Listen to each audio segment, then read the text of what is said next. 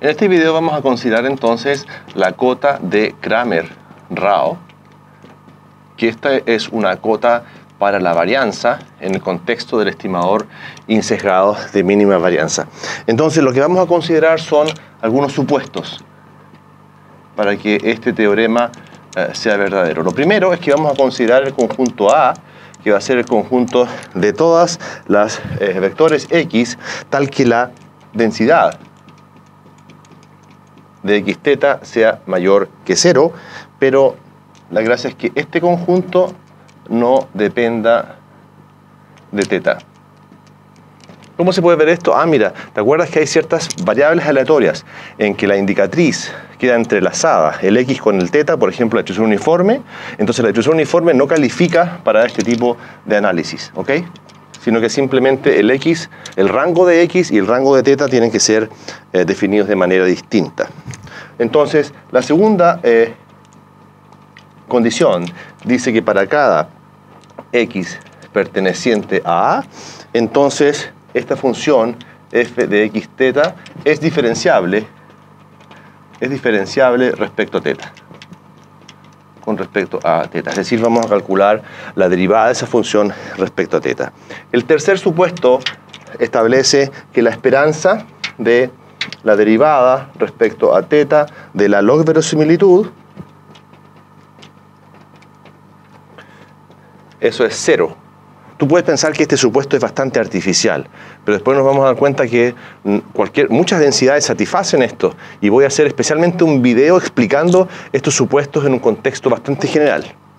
El cuarto supuesto dice que para un estadístico T, ¿ya? Supongamos que el estadístico T que satisface que la esperanza de este T en valor absoluto es menor que infinito para todo teta, es decir, es un estadístico para el cual el primer momento existe, y por supuesto que es un estimador insesgado. ¿Sí? La esperanza de T es la función que queremos estimar.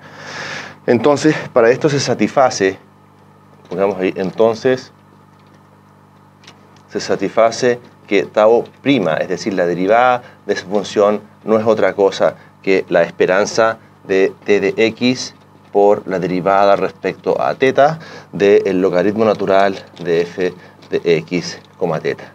¿Ya? Entonces la derivada de esta función tau respecto a teta se puede escribir de esa manera.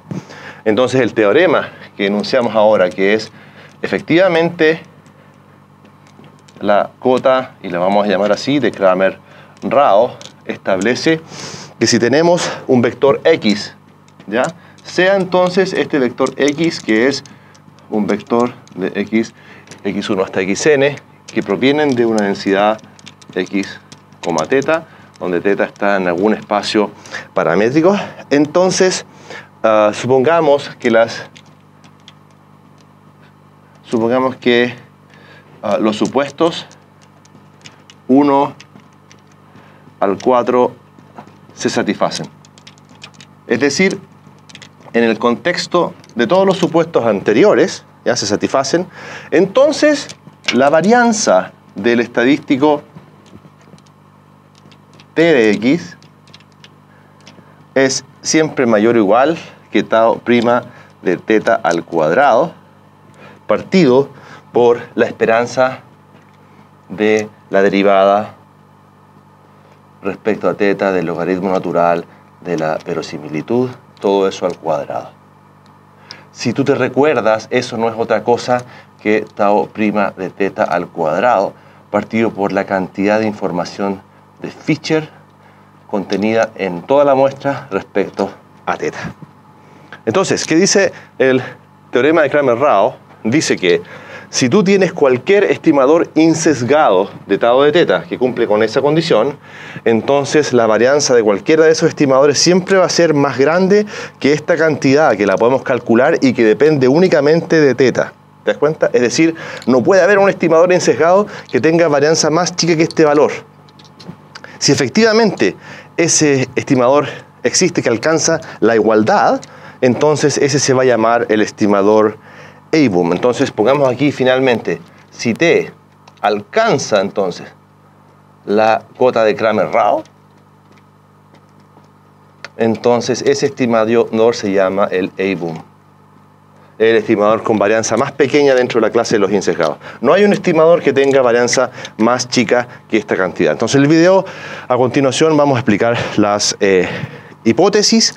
Nuevamente vamos a explicar que estos no son hipótesis realmente muy estrictas, y también vamos a hacer la demostración del teorema, y posteriormente entonces vamos a ilustrar esto con algunos ejemplos.